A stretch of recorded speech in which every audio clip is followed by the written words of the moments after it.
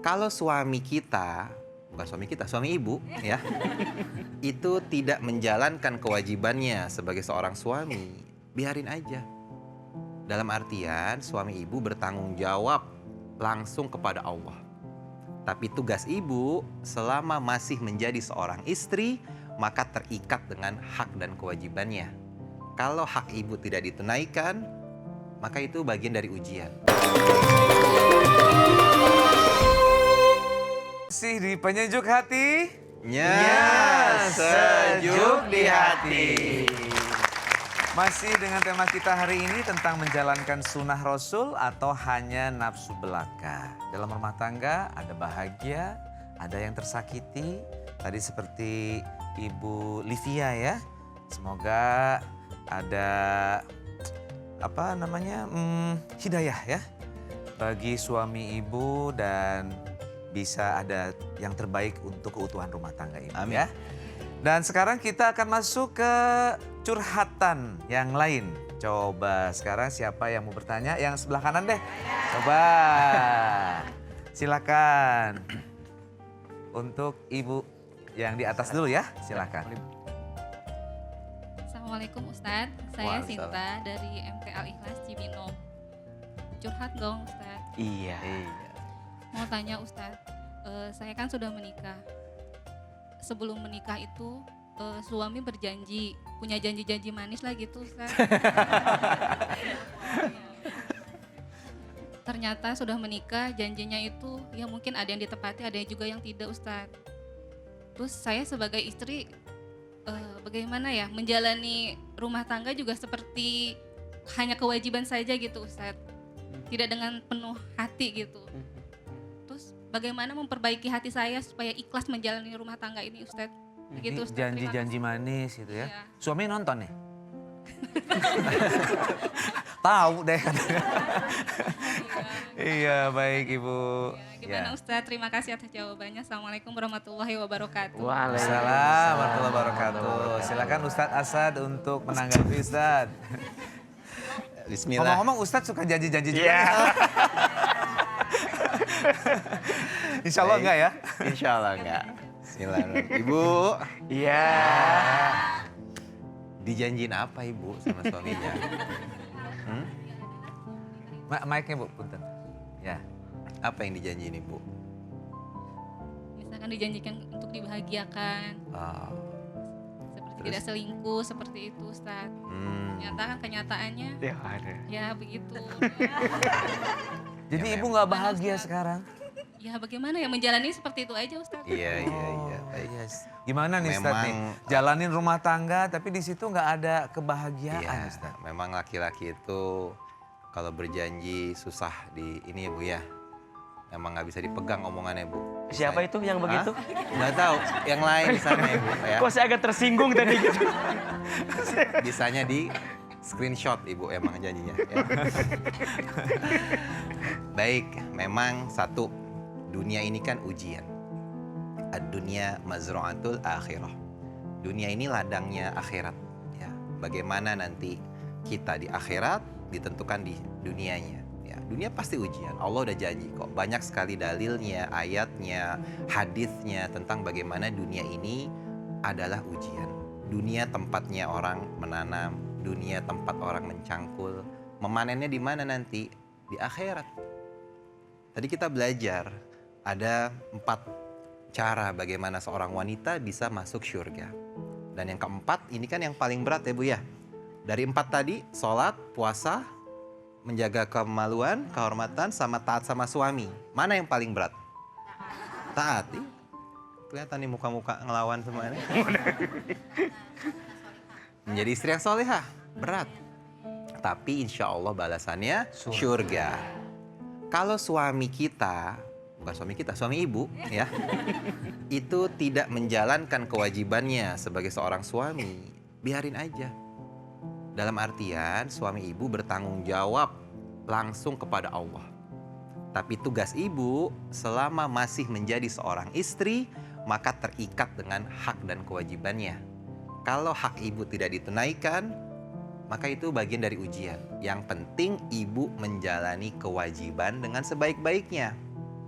Karena yang akan dipertanggungjawabkan itu kan amal kita sendiri. Bukan amal ibu, bukan amal suami ibu maksudnya.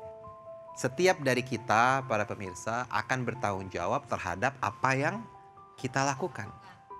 Makanya jangan terlalu ngurusin urusan orang. Oh dia nggak menjalankan kewajibannya, oh dia tidak seperti janji manisnya sebelum menikah. Memang di mana-mana mungkin namanya belum menikah ibu, oh janji manis semuanya. Dan wanita ini kan senang kalau dijanjikan, betul ya bu ya? Salah ibu sendiri berarti. Wanita ini memang kelemahannya di telinga ibu. Senang dipuji. Ibu senang nggak dipuji? Ya Allah kurus banget. Benar kan? Meskipun ya Allah cantik banget. Padahal tapi laki-laki juga perlu dihormati, dihargai. Terkadang kita ketika menunjuk seseorang, maka 4 jari itu ke kita. Bisa jadi mungkin kita nggak tahu suaminya mungkin ada sesuatu yang ingin diutarakan tapi nggak bisa ibu. Sedangkan ibu-ibu ini kan Masya Allah. 1 hari kuota ibu itu dikasih berapa? 20.000 kata. Bayangin 20.000 kata bu. Itu ngomong apa aja 20.000 kata. Sedangkan laki-laki itu cuma 7.000 menurut riset ya. 7.000. Sehingga banyak laki-laki yang mungkin nggak tahu bagaimana mengutarakan sesuatu. Makanya tadi penting komunikasi. Ibu mungkin bisa ngomong banyak A, B, C, D. Laki-laki nggak tahu. Karena laki-laki kan tidak berbicara ibu. Tahu-tahu Nikah. mati. Enggak. Tahu-tahu pusing ibu. Dan laki-laki kalau pusing senangnya menyendiri. Betul ya? Iya, Sampai betul. ada solusinya baru bicara sama ibu. Jadi sebetulnya Ustadz ya, jadi kita tuh harus menurunkan ekspektasi kita. Betul. Ya. Jadi pada saat menikah tuh baru ketahuan tuh ya. Wah ini Semuanya, aslinya kayak begini. aslinya kayak gimana, Dan disitulah letak ujiannya ya. Betul. Insya Allah semuanya mampu menghadapi ujian Amin. sebesar apapun ya dalam rumah tangga. Baik Ustadz, terima kasih Terima kasih. Ustadz. Sekarang kita ingin dengerin curhatan yang lain lagi nih ya. Apakah curahan hatinya karena tersakiti lagi? Sepertinya Kayaknya ya. wajahnya wajah-wajah tersakiti soalnya. Oke, yang sebelah kanan saya, silakan. Ya. Bismillahirrahmanirrahim. Assalamualaikum Pak Ustadz. Waalaikumsalam warahmatullahi wabarakatuh. Saya Mila dari MT Al-Ikhlas. Izin bertanya Pak Ustadz. Iya. Kalau misalnya suami nikah lagi tapi anaknya nggak setuju gimana ya Pak Ustadz? Suami siapa nih? Suami ibu kan? Adalah ya temen. Oh. Makasih Pak Ustadz sebelumnya. Baik. Oke, terima kasih Bu Mila. Istrinya setuju, Istrinya setuju tapi anaknya nggak setuju. tapi anaknya tidak setuju. Iya Pak Ustadz. Oke, gimana tuh Ustaz? Ibu, Iya. memang untuk menikah itu butuh pertimbangan yang matang. Betul? Betul. Menikah bukan hanya menyatukan 2 hati yang saling mencintai. Tapi menikah itu menyatukan 2 keluarga yang saling memahami dan saling mengerti. Kalaupun kita mau menikah lagi, pada prinsipnya memang tidak harus minta izin, Bu. Tetapi kan ada etika, ada adab. Dan kita ingin menyambungkan silaturahim kebaikan dengan pasangan kita. Dan mohon maaf, salah satu pertimbangan yang harus benar-benar dipikirkan adalah perasaan anak-anak kita.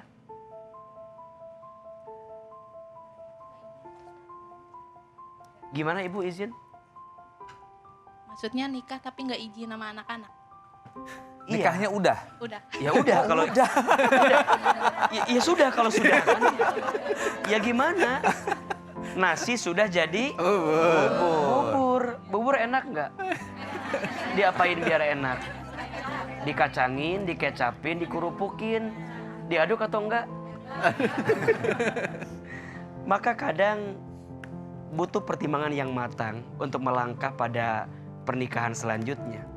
Terutama mungkin kita bisa memastikan perasaan anak-anak kita. Karena ini adalah satu hal yang tidak mudah untuk dilakukan. Kita hanya bisa memberikan yang terbaik. Kita hanya bisa melakukan yang terbaik. Walaupun mungkin kadang kebaikan kita sering dilihat tidak baik oleh orang-orang di sekeliling kita. Maka ini rumus ya. Kita berbuat baik bukan agar orang jadi baik. Kita itu berbuat baik agar Allah yang maha baik semakin baik kepada kita. Dan saya memahami jika prosesnya benar, pasti hasilnya benar. Tapi jika prosesnya salah, maka kemungkinan besar hasilnya juga salah dan tidak akan pernah mendatangkan kebaikan.